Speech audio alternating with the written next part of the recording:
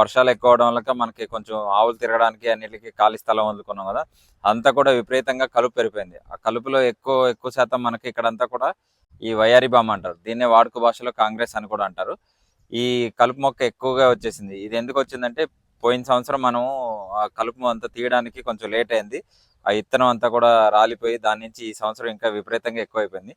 దీన్ని చేతితో తీయడానికి కూడా చాలా ప్రమాదం. దీనికి సోరియాసిస్ అనే చర్మ వ్యాధి కూడా వస్తుందంటారు ఎక్కువ ఇది చేస్తే చేతులతో. సో దాని నుంచి దీన్ని కంట్రోల్ చేయడానికి ఒక పద్ధతి ఉంది. మనం కెమికల్స్ ఏం వాడకుండా మన న్యాచురల్ పద్ధతిలో ఆమూత్రం ఉప్పు కలిపిన మిశ్రమాన్ని ఒక ట్యాంక్కి 3 లీటర్ల చొప్పున కలుపుకొని స్ప్రే చేస్తే అదంతా కూడా మాడిపోతుంది.